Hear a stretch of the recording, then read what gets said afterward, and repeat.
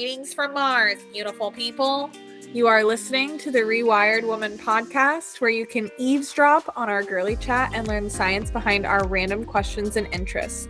Join our conversations and follow us on Apple, Spotify, and iHeartRadio, or wherever you get your podcasts. I'm your host, Kat, and I am here with my romantic, fantastical, and talented co-host, Matt. I love that. Talented. Hey, Kat. Talented. I actually love being called talented. You are. All right. So, Matt, I'm wondering if you could be masterful, like prodigy, savant levels, at any of the talents you currently have, which would you pick? Oh, I love that question. And I like that you specified it had to be a talent I already have. But you just have to be like Olympic gold medal, like straight out the womb, good at it. Not even trying. And I had to pick one. Mm-hmm. Oh, it's so hard because I have so many talents. It's true. I knew it would be hard. That's why I asked. Oh, I'm totally kidding.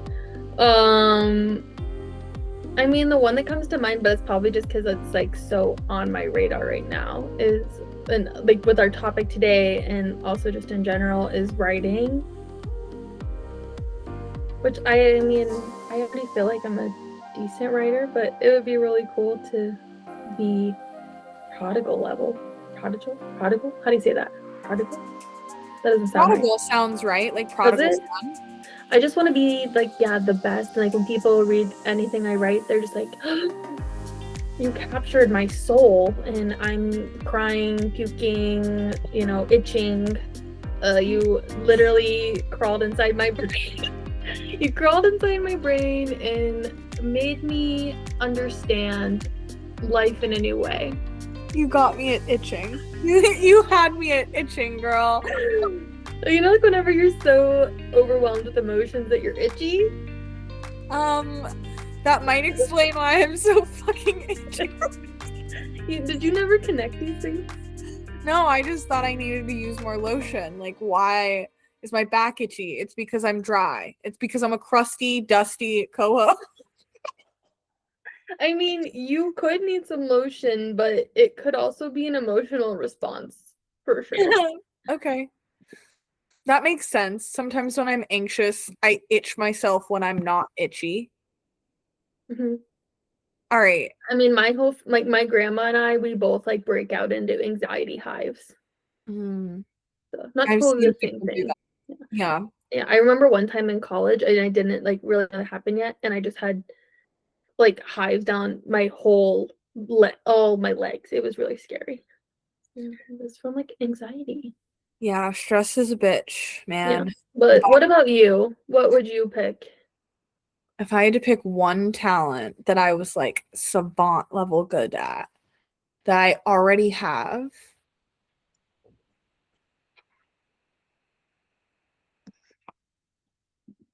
I don't know if this is like too much of a reach. It feels reachy to me, but I'm gonna reach. I think an obvious one would be painting, but I'm not gonna pick the obvious one. I'm gonna pick the reach. The reach is humor. So like I think I'm pretty funny, but if I was like really fucking funny, like so funny, and I'm not talking like class clown, I'm talking like my humor was so good that I could like perform it on demand, and like I was savant level funny, I think I would just be like a unstoppable. Actually, like a stand-up comedian. I don't want to be a stand-up comedian. Like, it's not for that reason. I think it's for the charisma. Like, I want to be able, okay, this is really fucked up, and this is showing the part of me that I have like developed when I was younger. I developed this part of me that's very much like fuckboy tendencies. Like I think a part of me wanted to be a fuckboy and pretended to be a fuckboy for a long time. And I think the part of me that wanted to be a fuckboy is the one who decided that humor would be the good one, because immediately, this is one of those inside thoughts I wish I wasn't going to say out loud, but I'm going to because I have to, because I've gone this far down the thought process. Yeah, you dug us halfway there. Yeah, and I think the motivation is because I could laugh anybody like out of their pants. Like I would just be so charismatic and have so much riz being so funny that I could just like befriend and potentially have sex with just about anybody, which is fucked up because I'm married. And like why was that the motivation for that? Like why? You're gonna get a text from Greg. He doesn't listen to our podcast.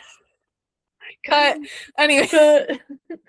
No, that's really funny. And you said that so unamused. Like, no, it wasn't that. No, but it's not that. It's that it's because I've realized this. I think I'm sure I've told you this before, because I've realized that I feel like humor and like quote unquote funny, I feel like that's in so many people's, especially women's, like top traits that they're attracted to, or like that they want and they desire, and it has just never been one for me. Like I don't care. Like it's just not something that I find like it's not like a top quality to me. You know what I mean? Like, and I think it's also because like I don't consider myself funny. I told you that. Like I don't, like, people definitely laugh at things I say and like find me funny, but it's not in like a you're funny way. It's that they're like, that was very odd you said that, or like quirky, not like, oh, that was like on purpose, comedic timing. That's generally the type of funny that I am as well. And I still think that like you're hilarious and I laugh so much when I'm around you. And I think that if you considered yourself as humorous in the sense of like how often are people laughing around you and not at you, but with you, like it's a lot. Like, which means that you are objectively, by that definition, humorous. And if we are to like equate and synonym, like they're synonyms, humor and funny. So like I would say gracioso. Okay. It means funny. I've been doing I got it. Oh.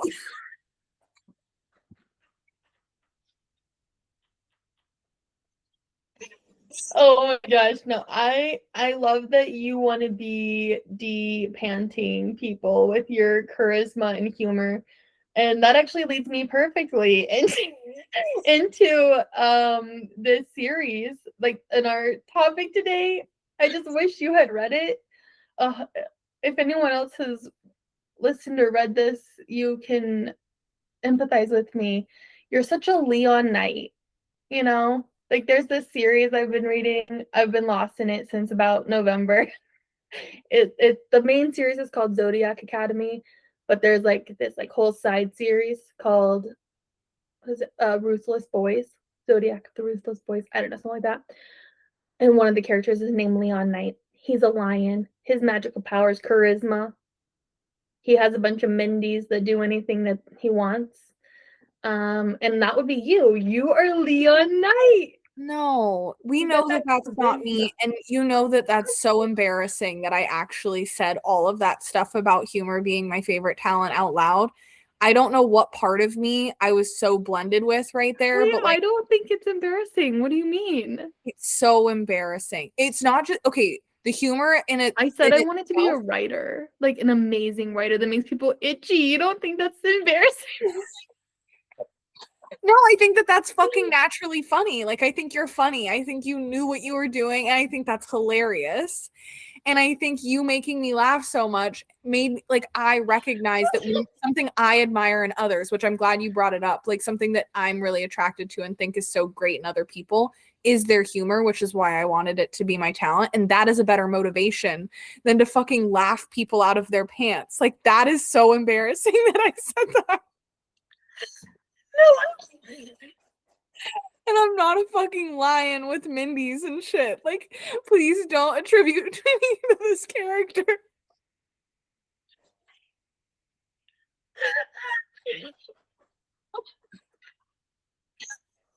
Crying. Oh my god, if you have to keep all of that. I will. Cut. I hope you know I can't even talk. You're in my mind for Leon Knight. The lion shifter. No, he's like super hot. And he gets everything he wants. So you're very happy in this life, I promise. Yeah, but it's not actually me, but we can pretend. I'll Okay. read Leon is like so loved. Like a lot of people will be like, the only reason you should read the Ruthless Boys spinoff is because of Leon. Yeah, but he has the Mindy's that do whatever he wants. Like, that makes me feel uncomfortable. No, it doesn't. You love lording power over people and getting them to do what you want. You would be a great lion shifter. I'm telling Okay, you. fine. For the sake of this episode, I will let you paint me as whatever you want, especially because you're getting so much joy from it. It must go on. I can't rob you of this. Okay. God, I really needed that. That was the best I've laughed in a long time. So, yeah, I've pretty much been just completely lost in this world of what we are calling romantasy, the blend of romance and fantasy. I would say I fell down the trap about 2 years ago, and it's been an endless journey since. I actually got an update from Audible the other day. I got an update from Audible the other day that I have listened every single day for the last 16 weeks. So it's definitely a big part of my life. But Kat, I know you have not gotten into romantasy, so I think it's actually a more interesting spot to start first with, like, what do you think romantasy is, and why do you think, or just like, what are your thoughts on it? Let's start there. Like, let's kind of establish, like, what is romantasy? What are our thoughts on it? Why is it something we even want to bring up in this podcast? And yeah, I think that's a good spot. We're bringing it up because we're women, and this is a womanly topic, and it gets at, obviously, our psyche in some way that you have been thinking a lot about as to, like, why you're so hooked on it and why it matters so much to you and why these worlds are so enticing despite your like very little desire to, or even comfortability, like pursuing romance in your current life right now. Like, you don't have any like desire for legitimate romance, so like, why are you so entrapped in this? So I would just say that, like, psychologically there's something very interesting going on here, and I will say that merits like all of our attention. Like, I think that is why we are talking about it and why we should care about it, is because but I will say, I don't know if this counts as romantasy, but when I was in jail, I did read the Outlander series, which I don't think that the term was invented when it was written, but I think if it was written now, it would be considered. Yes, because like, I would say I am typically not even a fiction reader at all, which what some people would say that means I'm not very much of a reader at all, because I don't like fiction or typical literature, which I'm getting more into thanks to you. There's some really interesting studies I'm going to bring up today around that actually surprised even me. Oh, well, now I want to know. Oh, I'm going to tell you later. But what happens next? All right. You're going to have to keep listening. So I would say that I have dabbled previously in what is not considered like part of this new age romantasy world, but I get the allure, especially in times when I'm very deprived of male connection. In jail, I get the allure of like a story about like romance and relationship And like I'm very into connections. So like the dynamics between characters in a romantic relationship can just be so much more there's so much more room for like conflict and controversy, and like you can keep the relationship going on a lot longer with a lot more weird shit happening when they're romantically involved than you can if they're just like friends or family. I mean, family you can for sure. But I don't want to read about that, right? We all have enough familial trauma in our life. Like, it's just not that. I'm not going to read about it. Well, I actually do because that's what I read. I read self-help. But regardless, ultimately, You're like, you made that your whole job, but okay. All right. Most people, though, unlike myself, are looking to escape like this common dysfunctionality in their life to go to this like romantic fictional where there are some shows. I would say Bridgerton is like this, which is not a book, but I would consider it like romantasy storytelling. Wait, it is a book. I'm sorry. It is a book. You haven't read the book, but it is a book. It is, yeah, I haven't read the That book. sounded really feisty. I didn't. You can be as feisty as you want. I'm down. I'm not And even I a didn't think it feisty sounded person, feisty. though. I'm like really docile and like calm and stuff. I know, but I do love it when you play feisty because it's just like even you are like, this is funny, this is silly, and I love it. But I think there is this like underlying danger when you play feisty of like, wait, does she mean it? Because like we don't actually. Anyways, I don't have those like established boundaries, so it feels really mean. No. I don't necessarily know that it feels mean, but like you often do just say what you mean. So sometimes if you're like playing feisty, it's like, wait, did some part of her really mean? Like, I can't believe you're so stupid. All right. I'm Okay, gonna go cry. cut, Yeah, we'll go back. Okay, wait, actually, let's like start from the beginning. Yeah, because we didn't even say what you were reading in jail because I cut you off. Yeah, I said the Outlander series, and You said did? it was. Yeah. Oh, okay, I'll be quiet. No, you're doing great. I like it. This is a conversation. I'm just so excited. I can't contain my thoughts. Okay, so anyways, my ideas on it are that when I read it back in the day and when I interact with it, such as like Bridgerton, which is a book that I've only watched the series of, I would say I like it. I see the allure, and yeah, it's very addicting to even me. And those are my thoughts. Okay. I actually think before we get too into even like the romantasy conversation, if you think it's relevant, I feel like it is based on the research that I brought up. Or based on the research available. What's your relationship to reading in general? Like and I would think even like from childhood to now, and how has it affected your life? In childhood, I read sci-fi and I would read the same books over and over again. I like science fiction because I like science and I like the idea a lot of the characters in science fiction push the boundaries and have some sort of like rebel cause that they're fighting against. I like dystopian future-based novels. Like that's what I read a lot of as a kid. So I liked the idea of these characters like resisting against this very like volatile system that they were in and kind of like breaking down the barriers and the narratives of what people were telling them and like essentially indoctrinating them to believe, and they would like essentially pierce through the veil and then like fight for that cause and like liberate a bunch of people, or liberate themselves and like their ideas. And so like I really loved that about sci-fi, and I would read the same books over and over and over again because I liked that I knew what was going to happen because I had a lot of anxiety and like uncertainty. I will say my friends did get me into these probably what you would consider like romantasy books back then.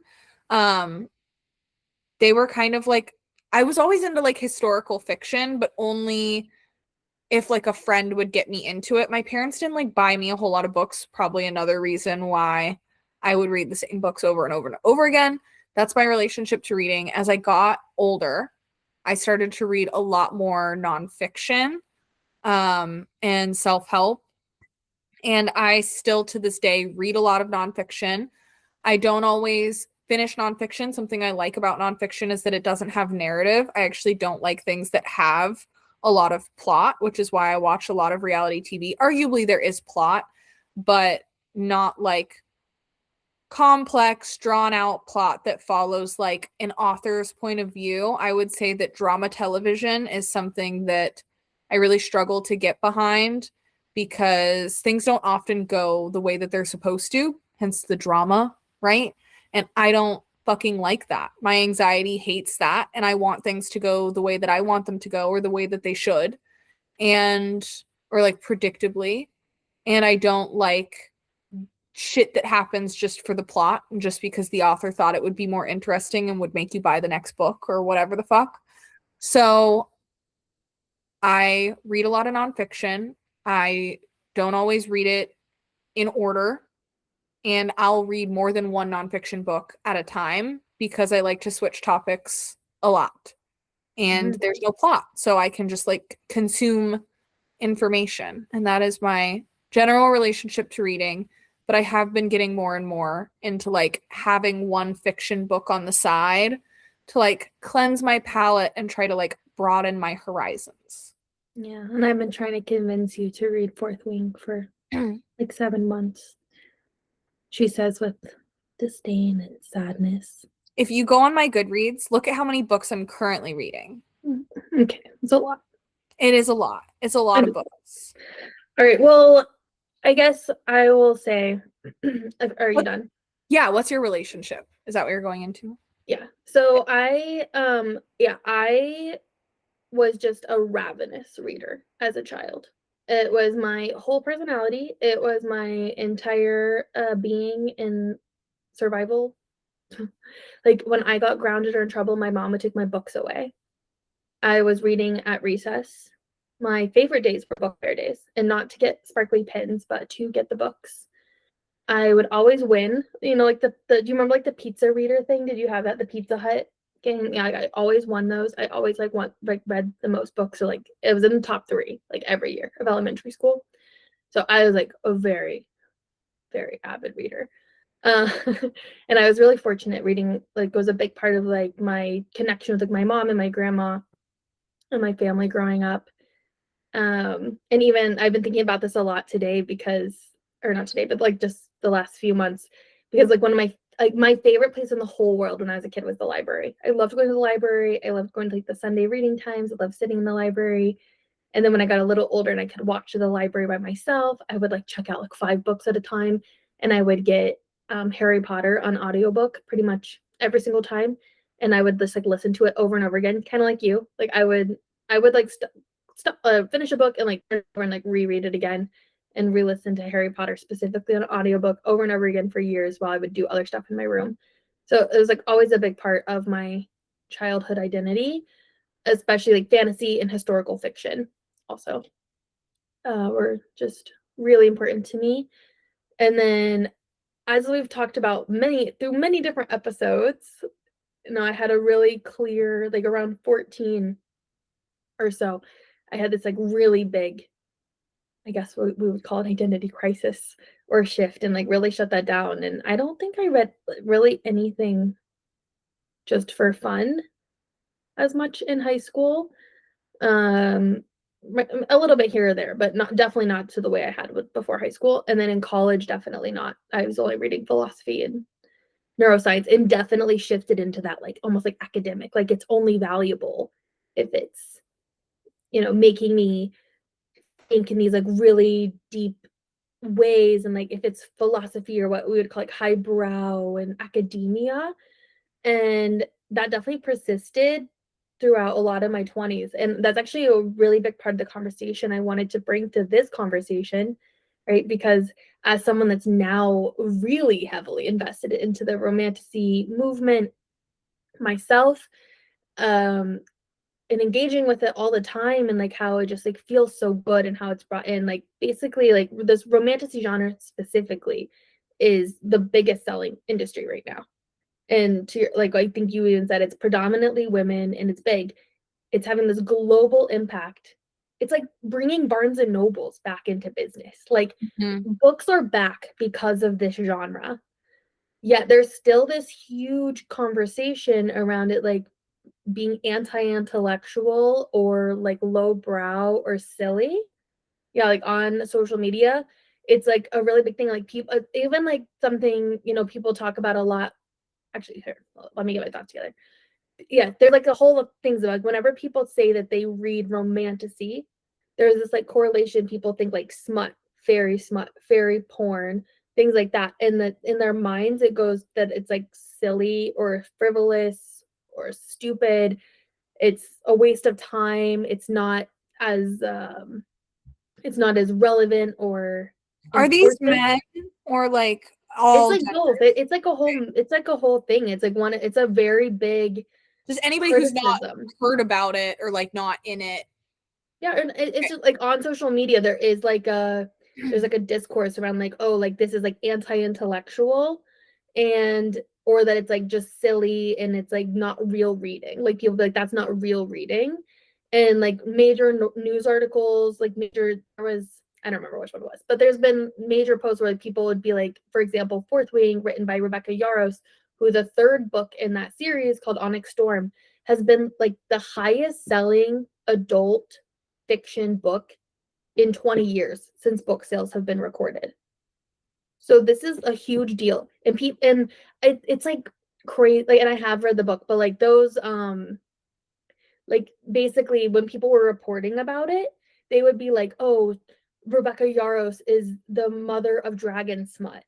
And like basically bringing it down to like this whole work of art and literature is just like basically porn for women, and then it's like meaningless. And first of all, even if that was the case, what a terrible reframing for something that's had such a global impact. But also the fact is that it's like literally less than 5% of the book has explicit scenes in it. Also, if it was porn for women and it came in book form, think about what that says about women compared to men who have like raunchy magazines and like video footage and all this other crap. And women are like, what, read words or getting them horny? Like, think about what that actually says. It really is. It really is getting the women horny. I know that because I actually did follow a woman who like reports a lot on romantasy. Like she's consuming lots of romantasy, and I did like love her a lot way before like we started this conversation together. But I would like to, what this triggered in me is I remember when I used to go to this bookstore, this used bookstore that I love that closed down in like 2008. And it was so sad. It was like a very local bookstore. And I just remember there was like piles of books, like tiny little walkways, and it would go so far back and there would be piles of books to the ceiling. Like it was just one of my favorite places, and I just loved the way it smelled.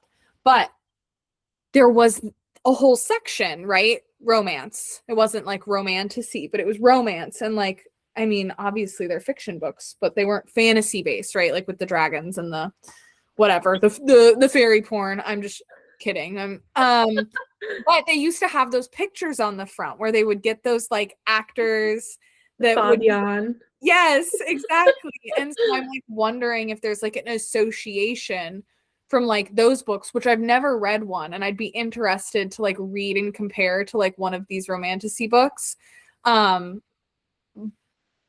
I'm just wondering if it's like there definitely is, because it's the like marketing from those back in the day where it was like, oh, like it's not even well written, which like I don't know, I've never fucking read one. It might be as well written and just have like some sort of stigma against it because it has a hot man on the front and you're upset that your wife's reading it.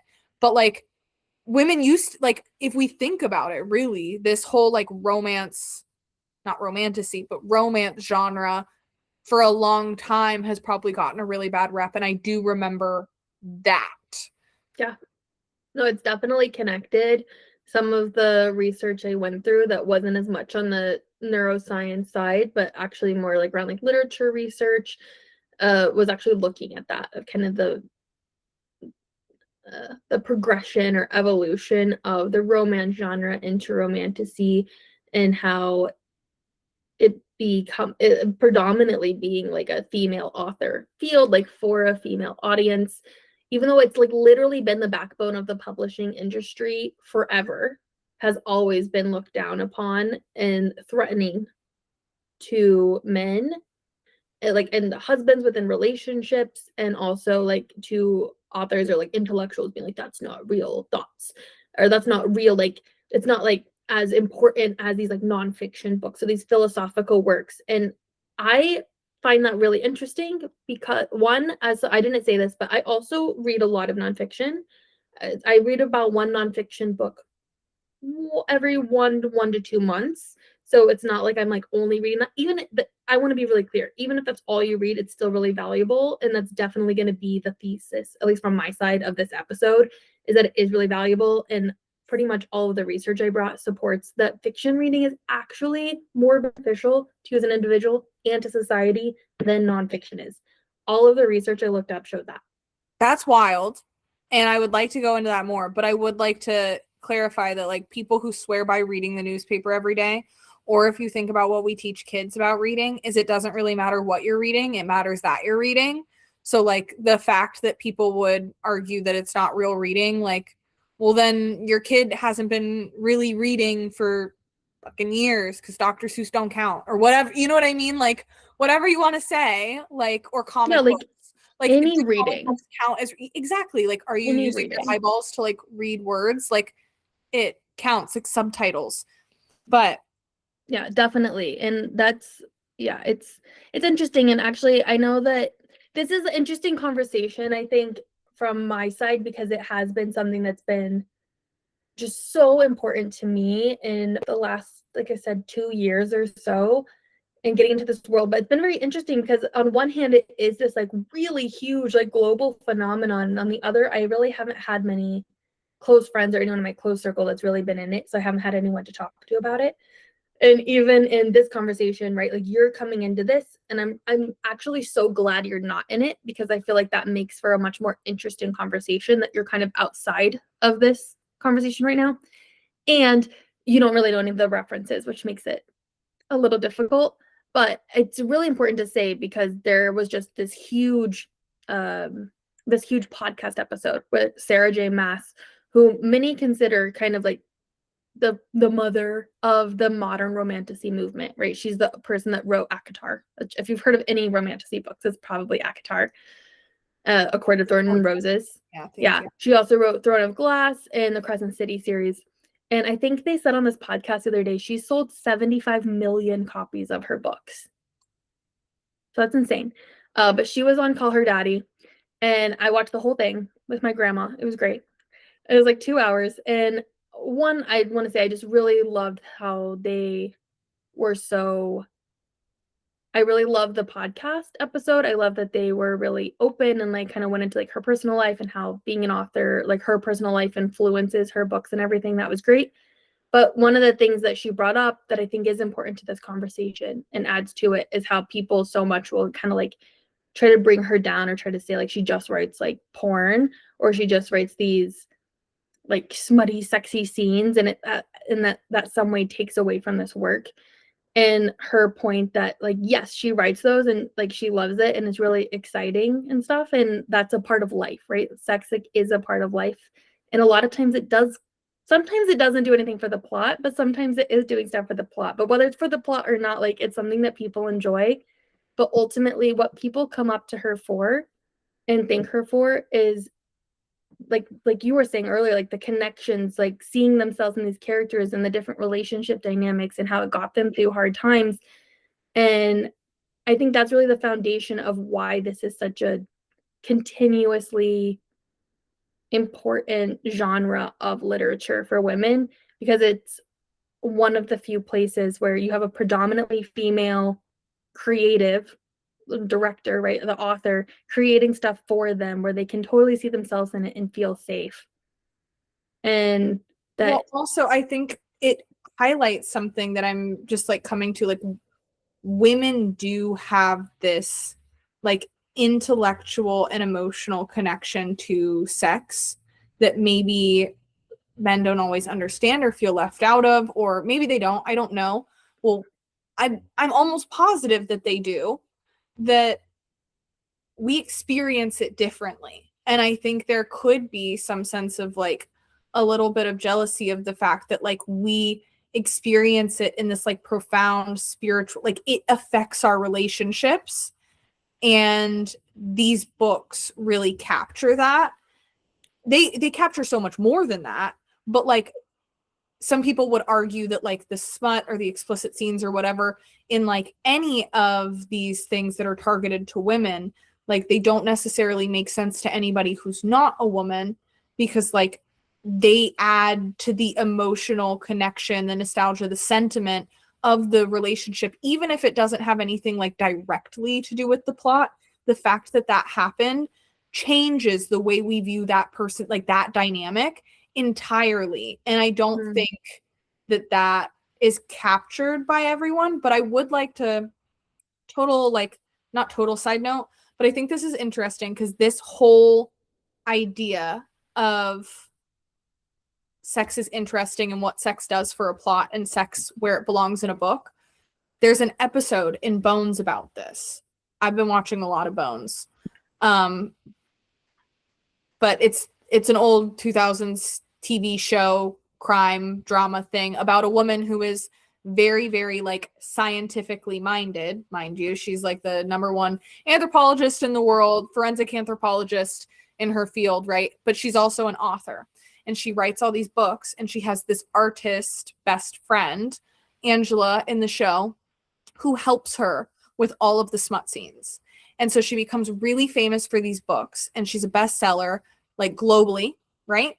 And everyone keeps asking her about the relationship between her and her like FBI partner in, you know, solving these crimes in the books, which resembles her real relation. It resembles a real relationship that isn't romantic.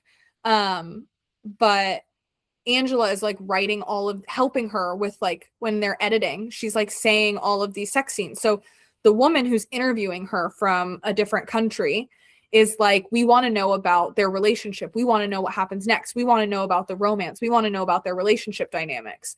And the main character, the author, is essentially like, that's not the important stuff. The important stuff is the facts of the case and the plot of the case. And she's essentially like, that is not why people are reading these books. People are reading these books because of the relationships in them. And you shouldn't take credit for work that's not yours. And so she ends up having to pay Angela out because they have her as like a scientist who only values all the facts in this, has to like admit that like the only reason people are buying her books is because they have these deep thought out relationships that include romance and sex. And so like I love that episode, but it just connected like when you were talking. Oh my God, that makes so much sense. That was perfect. And I think you connected that so well, especially as I think as the representative here for people that haven't fallen down this romantasy obsession. I think that is a really awesome point in like connecting to other ways that media shows this. And it also connects to, I saw a reel on Instagram from a male creator the other day. And I want to be really clear that this is not my personal take, because I actually haven't read any what you would call romantasy or even like fantasy from male authors ever. So actually, that's not true. I've read Game of Thrones, and so that opens up a whole other can of worms. But not in recent years, I haven't. And he was saying how he can tell without even knowing the author, right? Like blind reading, if a book, like a romantasy book or a book with like explicit sex scenes, is written by a male or a female author, because of exactly what you said.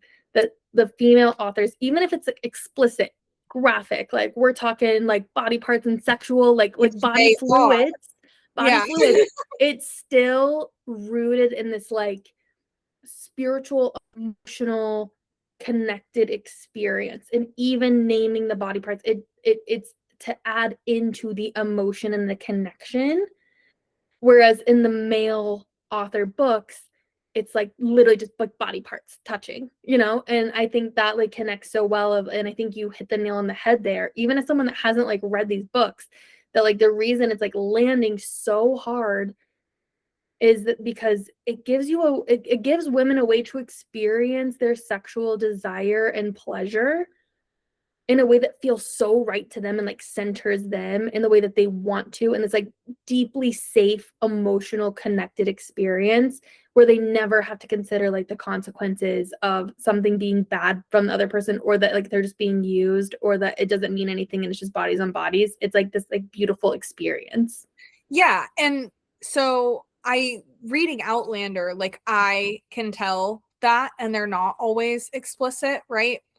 Oh yeah, you got them. Um,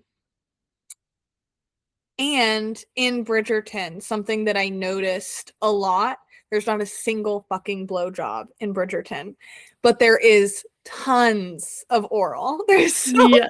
Like all the and like cunnilingus. and I am like, this is, I don't even know if this is like age accurate. Like I don't see how it could be, but like I love it, and it's for me. Like I can tell, and like every scene, like you can just tell with all of it. I actually have a quote Mhm. about Bridgerton from their intimacy coordinator. Oh my God, I love that. Because Yeah. I was wondering about the intimacy coordinator because we were talking about the chemistry between seasons. But anyways, Yeah, so this like and like this is actually really on purpose. So I love you picked that up, that basically that they're like really emphasizing the female gaze when depicting sex, like really focusing on the female pleasure. And that Lizzie Talbot or Talbot, not sure how to say it. She's the intimacy coordinator for Bridgerton, and this is her quote: "We want to make sure we really are reflecting the female gaze, so we do see foreplay, and we can often make foreplay the star of the show."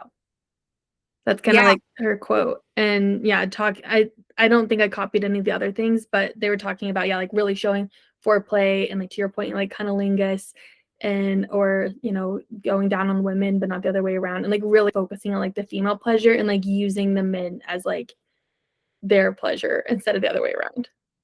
I mean, it's not even that. It's like when, Oh, masturbation too. That's a big one. Like yes, that they they do. show female masturbation. Yes, and they show it in a way that is like accurate because they show it from multiple angles, where like sometimes you do it just to like fall asleep and it doesn't work because your mind is too busy. And when you do it and it works, you're like vividly picturing a specific scenario. Like it was, I could just tell. I was like, a woman, like this is like there is no way a man knows this, and even if he did, even if his wife walked him through it, it would not be done this well. Like you could just tell through and through. And I've never seen media that like did that. So I will say that that was something that, I mean, my husband loves Bridgerton as well, and I don't think it's because of that. But he loves drama. Um, another thing I love about Bridgerton that makes it very suited to me is that what I want to happen happens. Like I don't have to worry about how bad the relationships like go. I know that the people who are in love, who I want to be together, they will be together. And like I love that. I feel so Well, safe in whoever's arms. I'm Um glad you circled back to that, because I actually was gonna bring that up when you were saying that earlier, of like that's 100% one of the reasons that people like romantasy, or like romantasy being a subgenre of romance, is that you're guaranteed to have happily ever after. So no matter what trials and tribulations come, like it's a expected feature of the genre that like it's going to have a happy ending. And I also feel like that's one of the appeals, right? Like there's a lot of safety in knowing like, okay, we have these like things to test and make sure it's true, but like ultimately it works out. Yeah, and I know that going into it, and it makes me down for the ride, where there have been other things where like I will throw the book away. I don't need to finish it because I don't care how it ends. I got what I wanted. It's going bad, and I'm going to forget that I read that, and I'm going to burn this, and I don't care. Um but I yeah, I will just say that there are, so I'm not in ACOTAR, the books. I've never read like a new age romantasy book. I'm definitely not in it, but I have just You're enough. gonna start though. Yeah, but I have just enough that like I get it. I get it. I'm totally a collator. I'm like, you're gonna read it. So I want to know more about kind of like, so you're on this 2-year journey. What has this, you've already touched on some of the research points. You did kind of cookie crumb me about like how fantasy contributes to our lives in such a good way and to society. Like, what the fuck is that about? Like, what are you talking about? Yeah, what a great question, Kat. So I don't laugh at me. It is a good question. I have to say, I had the most fun I've ever had reading the research for this episode.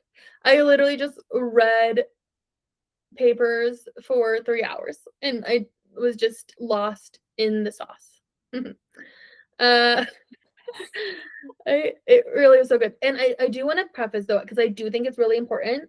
I think it's important to call out for our listeners, and also because it underscores like the entire point of what we're talking about here. I will say, compared to other episodes, I pulled in a lot of other resources that were not just peer-reviewed, published literature pieces. I found quite a few, like for example, undergraduate and graduate like theses that have been published, in looking at like their thinking points and like talking to other people for their qualitative research, and also like journal or articles from normal magazines like Forbes, and like looking at stats from like Statista and stuff. In previous episodes, I haven't really done that. We've pretty much always stuck to peer-reviewed like journal literature. So I did want to make that point. And I think it's actually important, and it shows how important this is as a movement, that the younger people, like the undergraduates, the people getting their masters and PhDs, are looking into this, because it's so relevant to their lives as like young women in academia. This is really important to them. And unfortunately, there's not a lot of like research specifically on this topic yet. Well, but also they are starting to look into it. When there's there's so much research on how media affects our brain. So no wonder when this like new form of media that is very much geared towards a subsect of people who rarely have media tailored to them, even if it's made by them and for them, which actually I don't know that that's true. But if it's made like media made by women for women that is tailored to them and doesn't have to, they don't give a fuck whether men like these books or read these books. Like that is, yeah, it's kind of been ignored from the scientific community. Exactly. Well, women are always ignored from the scientific community, so it makes sense. If you want that, more like, on that, I was gonna say, if you want more on that, go to cycle syncing episodes. Oh yeah. I mean, or just Google it. But I mean, scroll the algorithmal. But I would say that it makes sense to me that people would be like, oh, like there's this new form of media that is like enriching our lives and we want to know what it's doing to our brains, because like we've talked about, like it's controversial, like the research on like whether porn is good or bad, and then you've opened conversations about like very like ethical porn and like porn made by women and for women and made by people who like not through this like industry level whatever, you know what I mean, like kind of I actually love you brought that up before, and maybe this is too segueing, but I feel like it is really important because, and I will say like some like these books, because I don't know how explicit Outlander is. I haven't read it, so I'm not sure, but definitely you watched it. I did watch it, but it's again, like I think that's actually what I want to bring up, is it's very different, right? Reading erotica, reading sexually explicit content, I feel very strongly is so different than visually watching it. Yes. I feel that way from television, like from produced scripted television. I feel that way about porn. I want to be really clear, like me and you have talked in private. I don't think that porn is inherently a bad thing. I don't think that scripted sexual experiences in TV or movies are a bad thing. But I also think it's ridiculous to compare written sexual content to visual content that includes real people enacting those behaviors, whether it's acting or, quote unquote, like simulated or not simulated. I think they're completely different categories.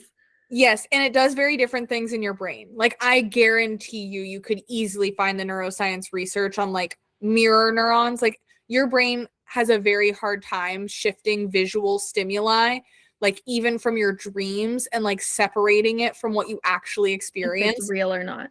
And your mirror neurons are always constantly trying to like put you into like as if you were experiencing the thing that you're watching, which is why horror movies like have that effect on your body.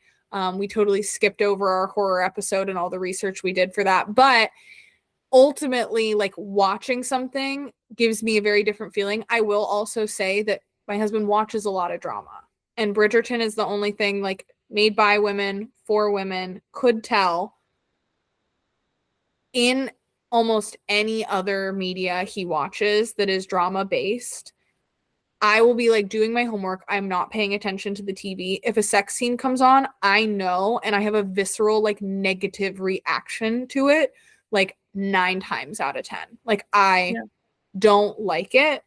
Porn, you've kind of opened my eyes up to like there might be different types of porn that would be beneficial, but like I don't think it's uncommon. And from the people I've talked to, like I don't like porn with any men in it. I don't like porn with men in it. And like even lesbian porn, like it's okay, but like When I don't like through a lot of times it's like also for men though. Yeah. Yes. So like I just don't vibe with it at all. But I agree that neurologically and also just like emotionally, visual and written content are very different.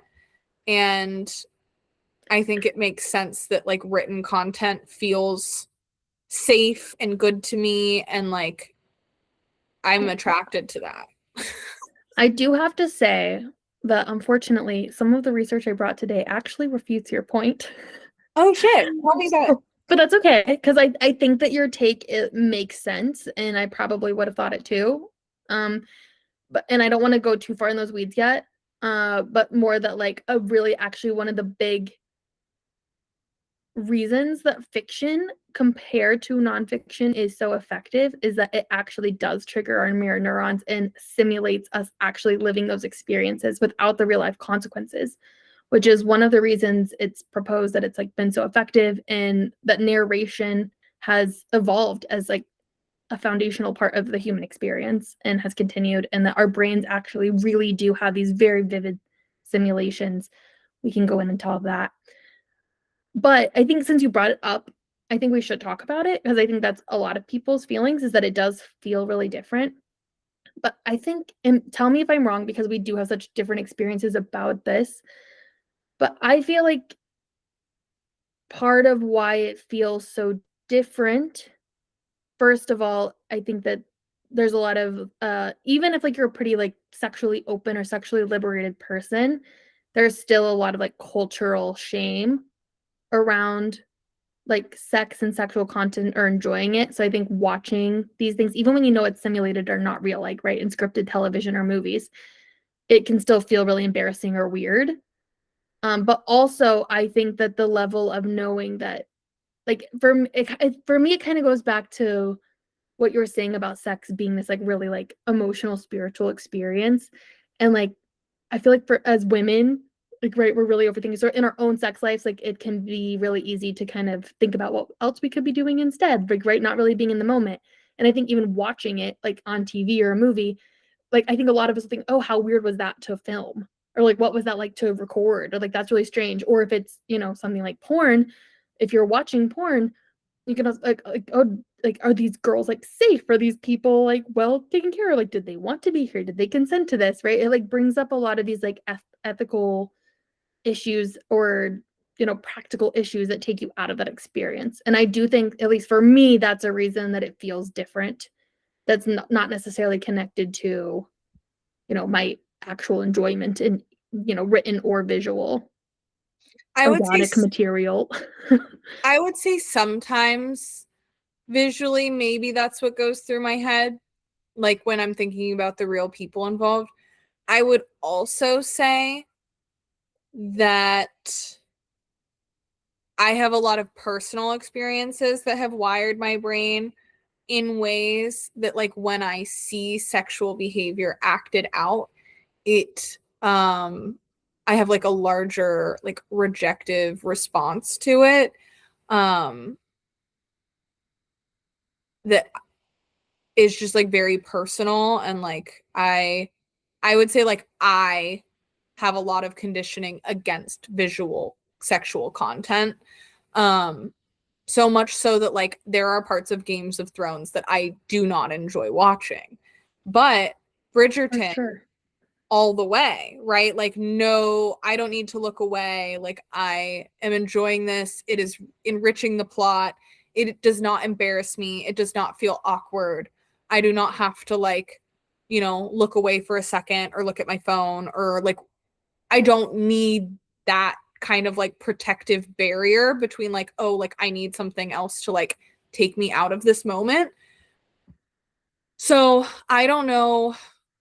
I'm opening my mind up to like this as I'm working on it, but I would say that like I don't judge people who enjoy visual content. I just know that there's something. I have actually even felt very embarrassed that like about my feelings towards it, that like I'm not more open, right? Like I've judged myself and like attributed myself to being like more of a closed and judgmental person on this because of some of the feelings that I feel towards that. But like everything makes sense with context. Yeah. And I think it's also, I'm so glad, like, I mean, I don't know if glad's the right word because I don't know how you feel about those feelings, but I think it's great for that might have been really loud. I think it's great for our audience that you can bring that experience and viewpoint to the table, because I think that's still also a really common experience. And I think that a lot of people feel how you feel. Right. Yeah. And I think for me, I actually can get kind of like, I think whenever I was at your house last time, like, right, like this whole porn conversation came up. And I think I remember you being like, oh, I think porn is bad or always bad or something. And I remember like I was so caught off guard because that was like like for me, where I'm so like in this other space of like these like really sex positive, like I follow a lot of like sex researchers and sex doctors and like all these stuff. So like to me, it's like become so normalized of like, oh, like as long as it's like, ethical porn, like made in like any certain context and it's like consensual between people, like no big deal. And I would never take the energy to go looking for ethical porn because like I just don't want to see anything. And like I do feel sad because like I love sex positive friends. I want to be more sex positive. I have, a friend who works with people with intellectual disabilities who also have sexual needs and have to like navigate those conversations with their parents and like with them. And, like sex is so complicated and interesting. And I will admit that like I've had to actively open myself up to these conversations and recognize their importance in my life and in society, because like for so long I have just been like, I don't want to deal with that. Like, I don't want to deal with that. I don't want to deal with how I feel about that. I don't want to deal with what that says about me or what that's triggering. Like, I just don't want to fucking deal with it. Yeah. But I think romantasy is a safe way to kind of bridge that gap and open it back up. And I will say that Outlander, while I was in jail, did that. And it changed something in the way I viewed myself sexually, the way I thought about sex, and the way I like went forward in my sex life, and like actually probably opened doors to my healing that I don't even know if I would attribute it to those books. But like I would say that safe exposure, and then kind of like the build up, and then now like talking with you about it, and then Bridgerton, and just kind of like as I consume this media, my relationship to it changes the more it's validated in the world. You know what I mean? Yeah. You're making my heart glow. That's why this stuff is so important. That's why we're talking about it, because like it's important to women in their experience. Because there's a lot of women out there who like are doing what I did, which is like, I don't want to think about it. It's not important. It's not a necessity. Like, I'm going to go with the, like, I know a lot of women that I interact with do not feel that way and are very sex positive and are very involved. And it's something I've always been envious of, but it felt like it came so naturally to everybody else that I was like, not even going to touch it with a 10-foot pole. Yeah. And this opened that door. No, I love that. I really do. As I think you're explaining this so well and really highlighting something that I maybe even would have missed. Like I can read about it, but I feel like because like getting to hear it from your like first person experience and account is really great. And I do think that a big part of it is so many women never have the opportunity to build or experience a healthy and positive sex life, sexual identity with themselves or with partners. I'm not saying that's you, I'm just saying in general, we don't have that, right? And I would say even men and women, right? It's like a cultural problem that like we don't have like proper like sexual education. Like as much as sex is like in our faces all the time, it's also still really taboo. And so we're not like, and even when people talk about it, it's still usually in these like really like over dramatic or raunchy, explosive ways. It's not like in these like actual real ways. And so I think a lot of people, like men and women, non-gender, is that the right non-binary, everybody has complicated relationships with sex, no matter where you fall on your comfortability or anything. And I think one of the things that I saw in the research and also talking to you about it now is that these stories, right, these experiences, getting to read it where you're inserting yourself into this character, or if you like, there's like this whole thing where people are like, oh, do you see yourself as a character, or are you like in the cuck chair?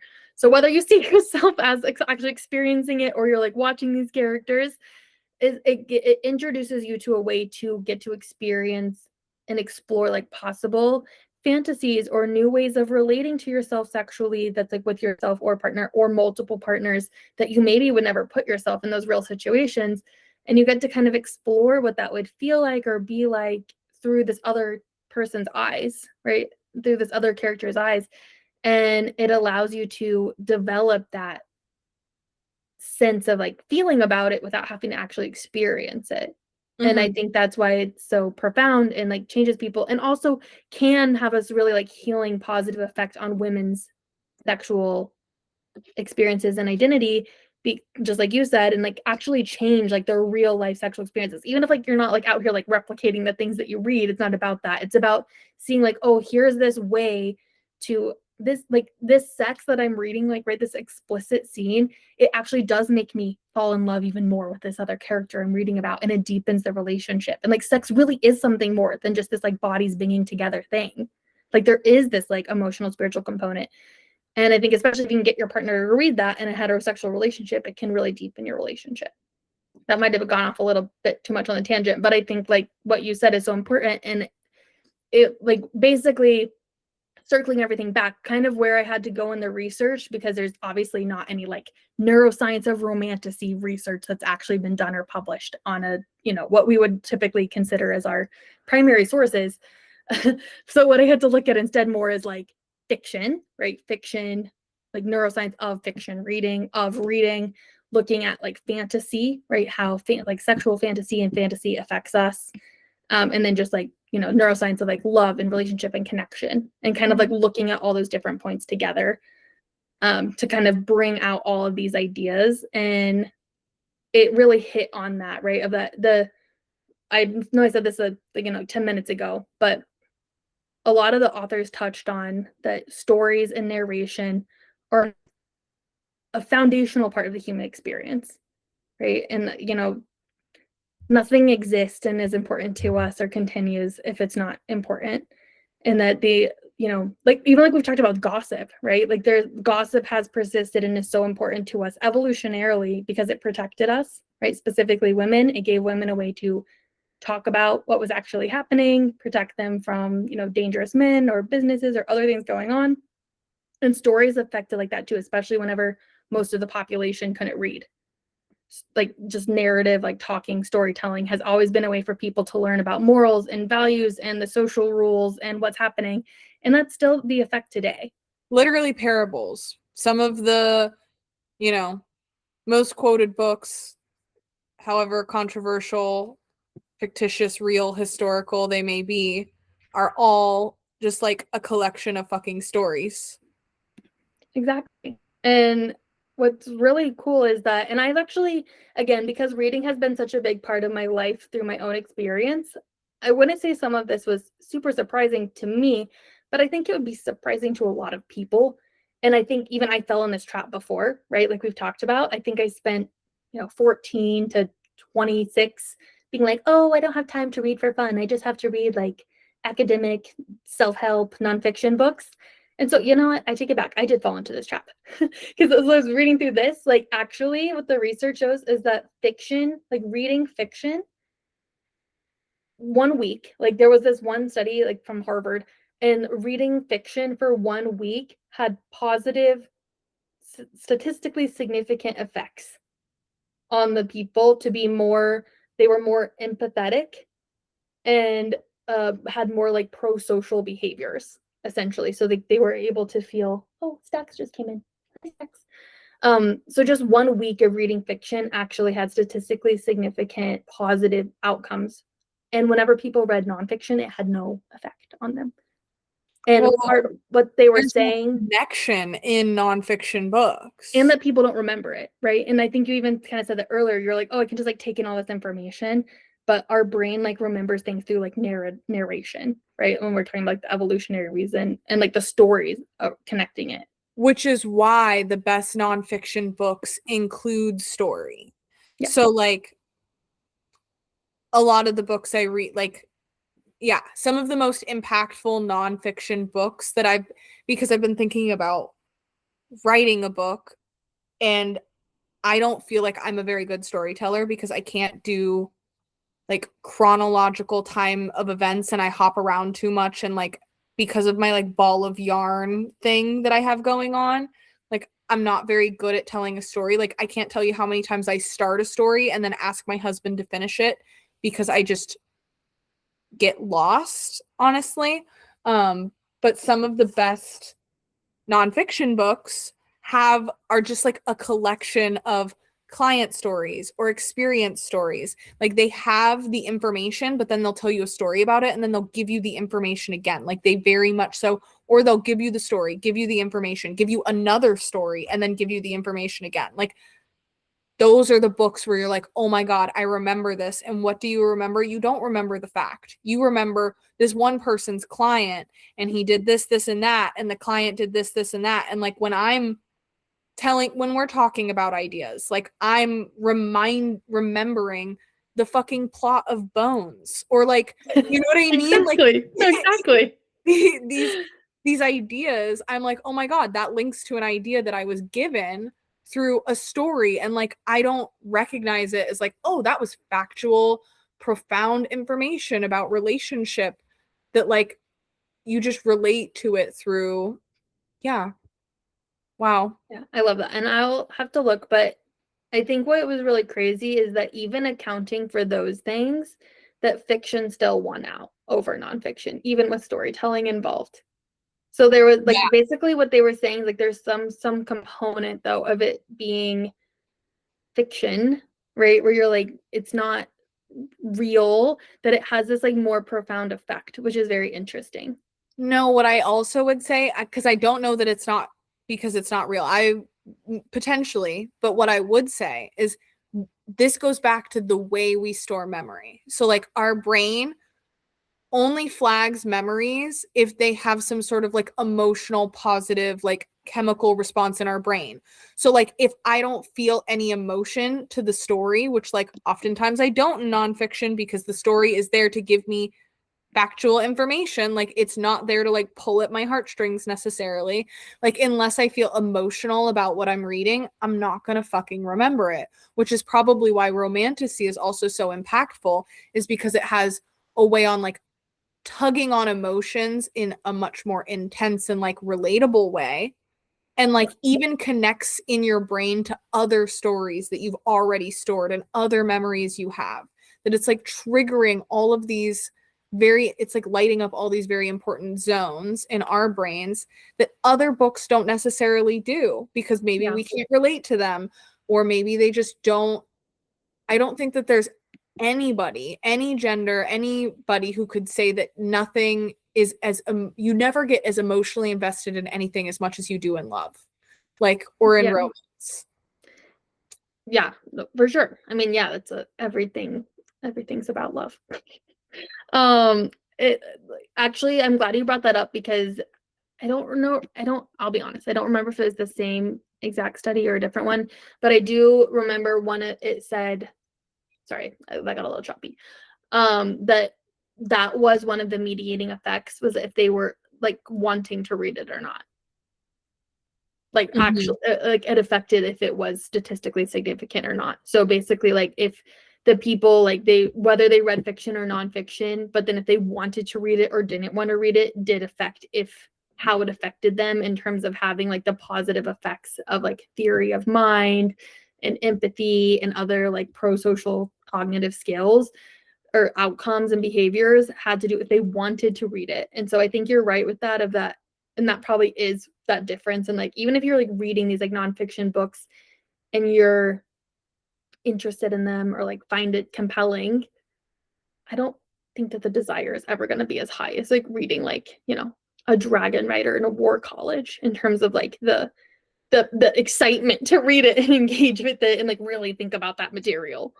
I mean, I feel very emotionally invested in some of the nonfiction books I'm currently reading, to the point where like I am tired of reading them because they're emotionally taxing, and I'm like highlighting and like I'm circling things because like it is me, right? So like I think that I don't just like any nonfiction book. Like I do have to want to read it and feel like emotionally tied to the stories or the narratives or the ideas in a way that like relates to me. And I think that's something that I found hard in fantasy, is like I didn't know where to look.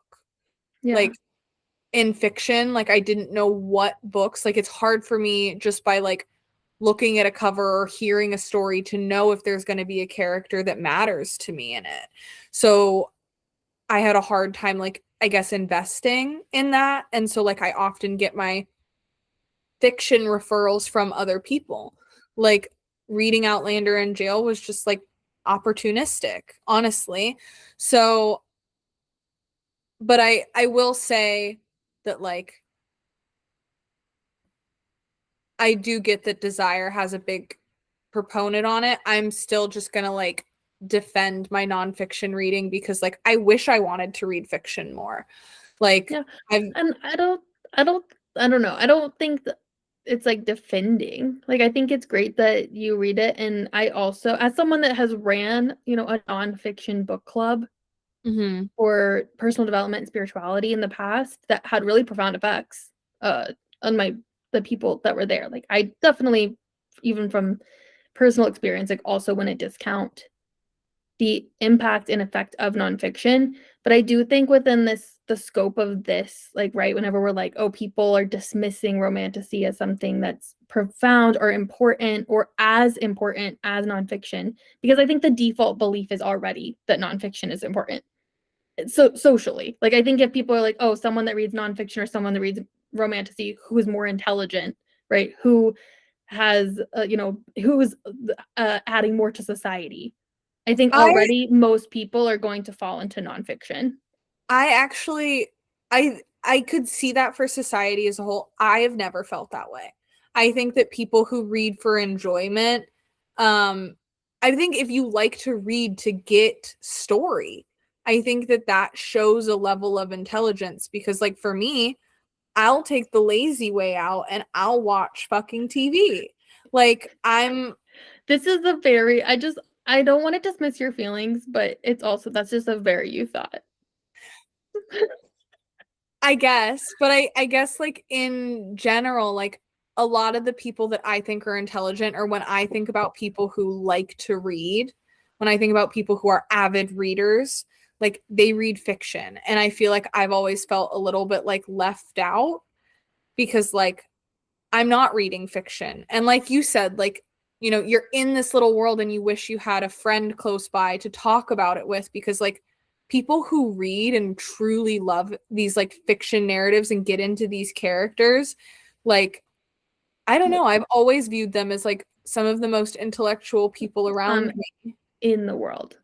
Yeah. I think it's great you think that. And I also think that that's not the primary feeling Well, those from people most likely people. don't read at all. Yeah. Or no, they like, no, it's like no, they do. They read like nonfiction. Like it's like a very like it's a what's the word? It's like a very like elitist take of like people like read nonfiction, like academic philosophical works, and they like really look down on people that read like fantasy or specifically romantasy. Even like if in the world of like, let's say like Game of Thrones, right? Because I think this is a really important take, right? And that no one, when we look back at the marketing and reporting of Game of Thrones as the books or the TV shows, no one was reporting like George R. Martin, father of incest, rape shows, right? And like that's basically what the like publication newspapers and journalists, academic papers like focus on. And these like when people are like, why do women love these romantasy books? And like, well, water down the work to being like dragon smut or fairy smut when it's like less than 5% of the work. And also the similar work done by men that's never brought into account. Like no one is calling this like entire work incest, dragon porn. And so I think it's really great that you have those personal feelings, and I also feel so strongly that that is not the like general consensus.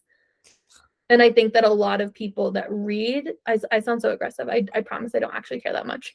I mean, I do care, but I'm not trying to be like, oh my God, Kat, you're so wrong. You don't sound aggressive. I will say that what you're highlighting to me is something that I feel like is so hard to get into my thick skull, is that like I oftentimes think that like I only have certain beliefs or ideas because they're popular, and that like I get your beliefs are never popular, babe. I for some reason think that they are, and I found this is so side note and has nothing to do with romantasy, but I had this realization one other time this week when I was talking about politics at work, right? I work with social workers, right? And I know these people. I have this narrative in my head that I don't do enough for my community. I don't do enough to protest, and I'm not active enough in this sphere, and I need to be more active because of maybe what I'm getting on my media or whatever, right? And so like I think that because I've seen it online, that it's so widespread that like these aren't my ideas. I'm behind. I'm late in the game. Everybody else is already doing this. People who believe these things are really embodying them so much more than I am. And then I go to work and I realize that nobody has any idea that there's a No King's Day protest on March 28th, which is obviously one of the largest protests like ever. Yeah. Nationally, happening literally everywhere, so much so that it's happening in our small 80,000 person town. Well, it's a county of 80,000 people. That's not how many people live in the town, right? And I told them, and they were like interested in this, and they had never heard of it. And I'm like, I got this information at my coffee shop. Like, I thought everybody knew about this. And so I just genuinely think that I'm like behind in knowledge. So when I'm like, no, people who read are so smart, and like that's a well-known fact, I didn't realize that that was just like an idea I had that wasn't a popular opinion. I thought that like I only had that opinion because it was popularly known, duh. Yeah. No, I love it. I love that you said that, and I actually think that's going to make some people feel really good. They're like, you're right, Kat. I read it all, and that is better than watching TV or doom scrolling. And I agree. I just don't think that that's how most people feel based on what's reported on, marketed on, the trends that are reported on in social media. That makes no sense. And also even that like the literature, that the very little limited literature that is out there is basically about why do people not take this seriously? And like why are academics looking down on people reading fiction? Or even like within fiction though, right? Like there's like what's considered, you know, real literature versus like lowbrow literature. Like they're like, oh, that doesn't even count as literature. That's just like dumb storytelling. I need to plug in my computer. I had something else I was say. I really do love that that's your take though. I think that's really great. And I feel like I shut you down really aggressively, and I wasn't trying to. I did not feel shut down. I felt like you were making it clear that there's a different narrative out there that I'm just not aware of. And like that's useful because there are people who are aware of that narrative and like needed that to be like said and acknowledged and validated that like that is a narrative and we are actively fighting that narrative. And like I just wasn't aware of it because again, like I'm pretty far removed from this and like I'm only consuming content that is relevant to my life as we most all are. I'm also consuming a lot of content that's not relevant to my life, like reality TV, but I want you to know that I read nonfiction. I don't think I'm smarter than you, and I consume a lot of Love Island. And I do feel guilty about it, but I also know that like Well, that's actually a good point. I would say, like, like, I mean, it's tough because obviously people do obsess and love reality TV, but you also know, I think that like a lot of people wouldn't necessarily consider reality TV like better than like other TV. no, And so people think it's garbage compared. it's the Yeah, it's the same thing. It's the yes, same thing. Like how exactly. people look at reality TV is like how people look at romantasy. Is Yes, actually a good comparison. that's kind of why. Yeah, I brought it up because I can relate to that feeling. And if somebody were to be like, no, I think that the fact that you watch Love Island makes you super intellectual, and like I don't see why nobody, like not everybody thinks that, I'd be like, you're high on something. Like Like, what? No, that's actually it. Yeah, that is the perfect analogy because that is actually what just happened. I'm like, what are you talking about? yeah, But I do want to say, like, I guess going back to this though, and not, I don't want to say this. ooh, that I gotta, means you have to. I know I gotta get my words together. I gotta think about it because I don't want to go down this road because that's a whole other episode, and this is already going to be a super long episode. But I would say I actually have those problems against reality TV, and it's something I've thought about a lot, because it's something that I find so um I just don't like it. I don't like it. It's not something that I don't understand why people are so in it. I just don't find it interesting or entertaining. I find it really negative. But you know what? I'm actually gonna this is my very off the cuff. Please don't come for me. I understand that reality TV gives people a lot of good things. And so I'm my personal opinion, I feel like reality TV, oh my gosh, I don't know how to say this. The To me, it has similar problems of like porn. And that like to me, like the difference is still that like you have real people involved, right? Where like their actual like lives and emotions are ruined. And like these people, like they're like actually having their lives destroyed and being exploited. And like you see these things of like how they're actually treated on production and like these people having like emotional breakdowns and being prodded. And like to me, I'm like, oh, that's like really fucked up.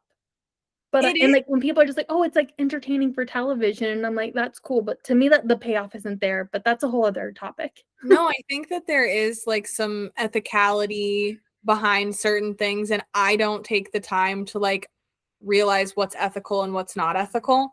And I do think that this is something that the I sound like I'm housewives. on a high horse. No. I don't think you're on a high horse. And I don't think that I have a whole lot of points for like what it provides to my life. I think I could make them, but I don't think that there's a need to because I don't need this media to like provide something to me. And I've made that deal Yeah, I with guess it it's entertaining. that like, I mean, it's not even that it's entertaining. It's the same deal that people make with Instagram. Like, I know that this could possibly be doing lots of negative things for my brain, but it just feels so good. It's like chocolate or dessert. Like, I don't care. And do I consume it ethically and like in moderation? Absolutely not.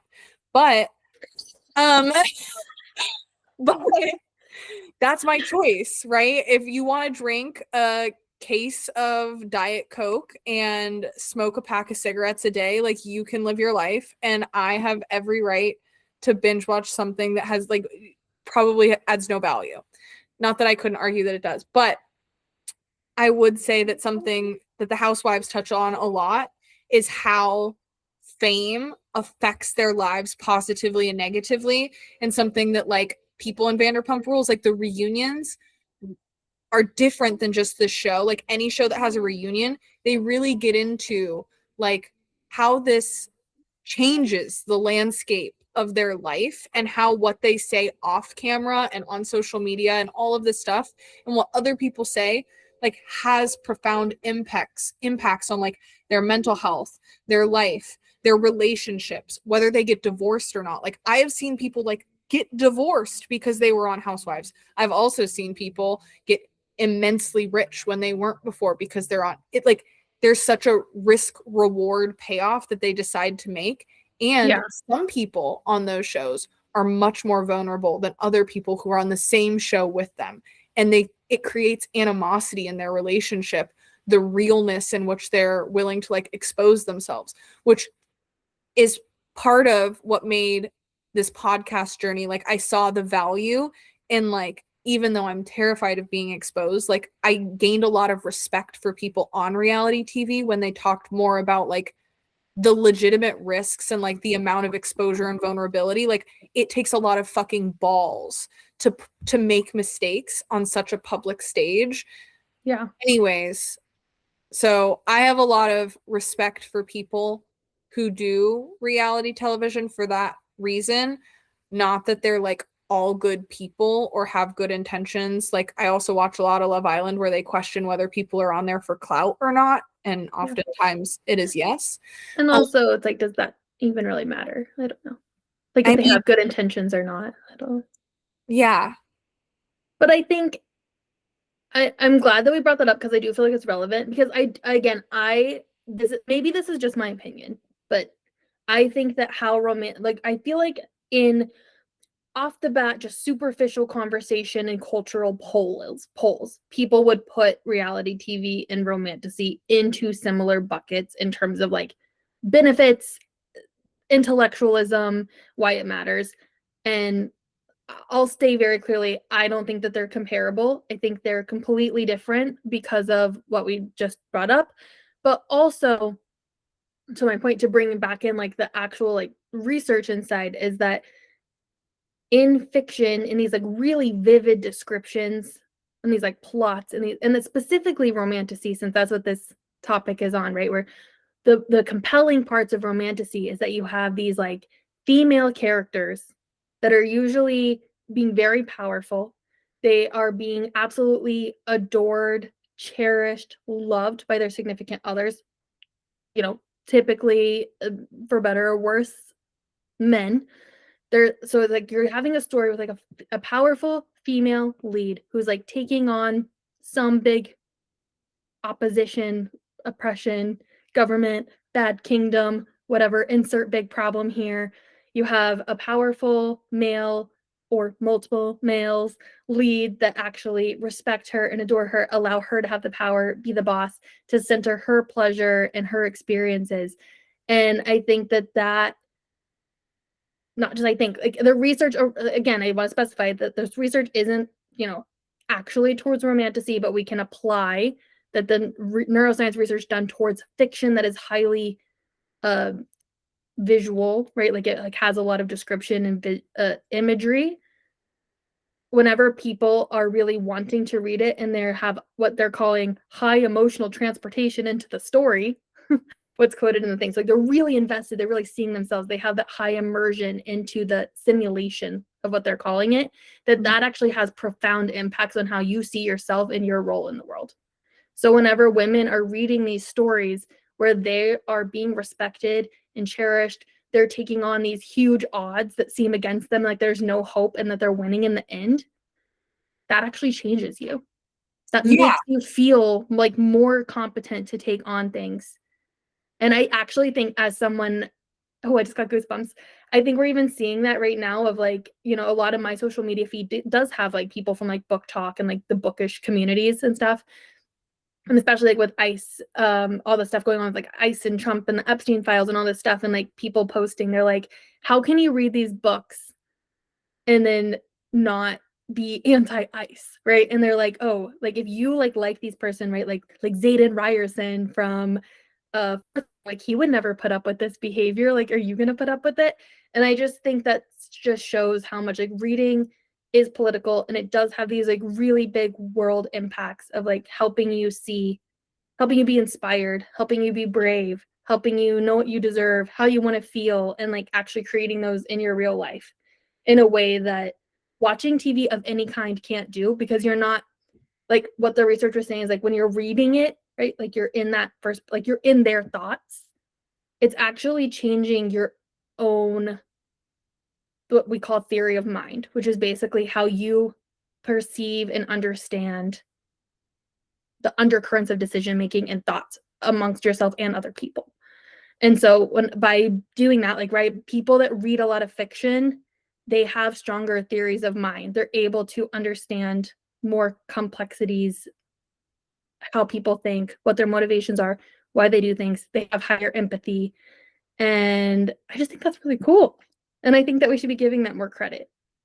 Definitely. I think we definitely should. And I would say that even without the research, I think it's a pretty well-known fact that this is something I quote a lot when I talk about like in group therapy, that like it makes sense that you can't do something that hasn't been modeled for you. So like it makes sense that like women can't be in healthy relationships when they've never seen a healthy relationship. They can't find a man who's good to them or values them when they've never fucking known one. And these books model that, and giving that, like finding a way to get that information out to women is so very dangerous to patriarchal ideas, and so very powerful to like modeling, even if, let's say, it was TV and not reading, which you have made like the case that like when you read it, it affects this like deeper theory of mind and like your own personal decision making, and like you feel like that character is like you much more than when you're watching it, and like your body can definitely identify that that person doesn't look like you, you know, because it's given an image and a descriptor outside of you, and like so it's easier for you to just like, but that's still modeling. Yeah. So like even on a basic fundamental level, even if let's say you weren't reading it, it's still modeling. And then you take it that further step, and not only is it modeled for you, but you get to feel like you are participating in it, and you are connected and making the same decisions, and you're in the internal thought process. You're not just watching somebody else make this decision for them in their life. You are practicing, kind of like, you know, from a neuroscience perspective, you are practicing what it would be like if you made that decision when you were in that situation, which That's is like takes no, that's exactly it from what I gather. And again, whether you're reading it physically or listening to audiobooks, because that's a whole other debate people will get into. But I think that, like, from what I saw and understood, is that the main compelling part of why this is so profound is it's that you have, especially, is that you have those internal thoughts of the person. Right. So you're like, to your point, you are able to practice a different way of thinking and decision making and going through things. So like something I want to tie this into, which I know won't mean a whole lot to you right now, but I'm sure it will to our listeners, is that so ACOTAR 4, which is A Court of Silver Flames, which has Nesta's main story, it's like very controversial. A lot of people do not like this book. They really, really despise the main character, Nesta. Basically, the people that haven't read, basically, like, you know, she was very useless in these three sisters' childhood. So the first three books follow her younger sister, Feyre, who took care of them.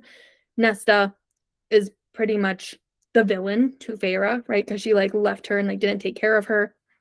okay. And basically this book 4 follows her journey, and it's like really, it's not as much like in her mind, but you still get a lot of like her kind of personal narration and like why she does things and what she's thinking. And like there's a lot of like self-hatred and self-loathing in there, a lot of wrestling with like depression and anxiety and self-worth. And I think anyone that's like struggled with these things, for me, it was such a profound book, because it's a lot about like wrestling, like getting better and then falling back, right? Trying so hard and being like, but I'm still a worthless piece of trash, right? I still suck. Nothing I ever do is going to make me good, right? And that kind of like internal battle, and then like ultimately having the payoff, spoilers, ultimately having the payoff of like, it's not that she's healed, right? But that she's learning how to continue to live with herself, to take accountability, to show up, to try something different, that she's still lovable even whenever she's made these mistakes and done these really horrible things. And that the end isn't like she's just like this perfect cured person, right? She's still in this like healing journey, and she's like found love for herself and like with others. And I think that is like such a powerful story. And I find it insane. So many people are still like, nothing will ever make me like her. She still is just a terrible, terrible person, and nothing she ever does will redeem it. And I think that, but that's why like these stories are so important, because even if it doesn't have that effect on you where it changes you, I think it still plants that seed of like thinking in a different way or other reasons. And it makes you, I think, more open also like the rest of the world around you. Yeah.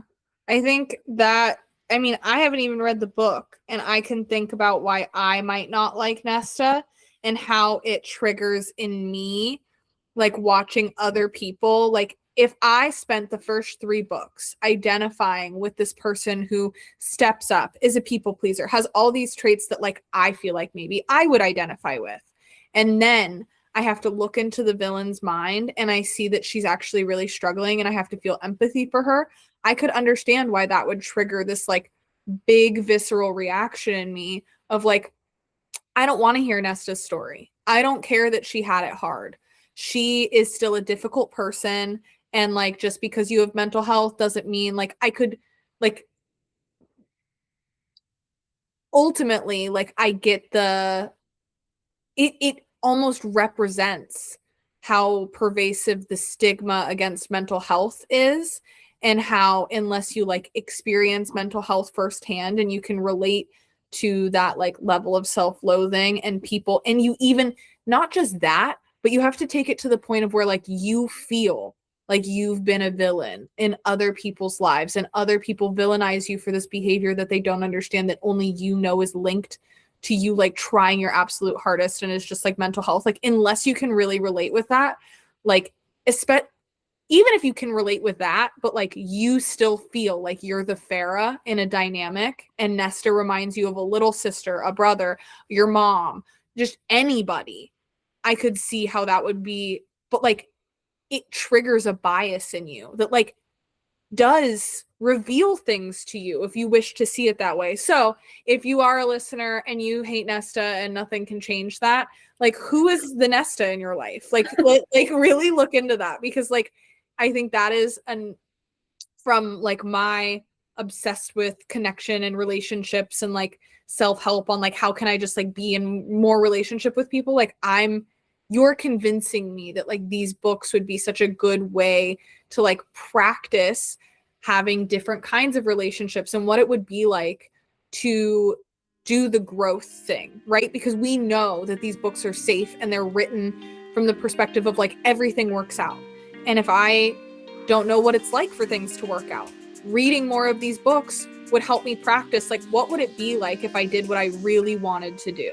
What would it be like if I lived my fantasy and like knew that it was going to work out? Like what would that decision making look like? And like a lot of bad crazy shit has to happen first, and everything's going to seem like it's never going to work out, and well, that's the rug is going to be pulled out of you a bunch of times. Yeah, but that's not like to your point though, it's like it's a safe way to practice that, like to get to the thing that you want. Like there's gonna be a lot of like trials and bad shit first, and then but like it's like a safe way to like get to that end and get that payoff. Oh, I love how you worded that. Well, I think we should wrap up part 2 this. Yeah, I know. I actually have a lot of like actual like, you know, some of the neurotransmitters involved in the neurocascades and stuff, and we don't have time for that today. You did so good on like all the research. Like I have so much. There's so much I didn't even get to, but I just obviously love it. I also have, so basically what we're saying is that we'll definitely do a part 2. Well, actually you guys let us know if you want a part 2. We're gonna start just like teasing episodes of part 1s, and then if you want more deeper dive, we'll do the part 2 if there's enough if people ask for it. I think that would be a good way to approach this. But I have so much more research we didn't even around like the neuroscience of sexual fantasies. And I feel like that really ties into what we've been talking about.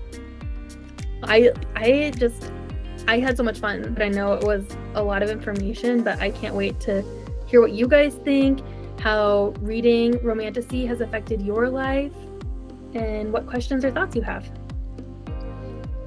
I agree. I feel like I learned so much, and you have, pretty much served me the Kool-Aid up on ice, and I am sipping happily. So if you enjoyed listening, I really hope you guys leave us a review right meow. It's a rough time out here. It's a rough time out here as up-and-coming podcasters, and reviews help get the word out to new listeners and help us grow with and for our audience. If you guys have any topic suggestions for future episodes, please reach out via direct message, or if you just want to let us know how our stories are impacting you or who you shared them with. I mean, honestly, we would just love to hear from you guys. You can message us on our Instagram page at Rewired Woman Pod. And make sure you follow us so you never miss out. We don't post on a consistent schedule, so make sure you hit that plus or subscribe button so that you never miss our new episode drops. We really appreciate you guys for supporting us, and I love you so much, Mads. Love you, Kat. Bye. Bye.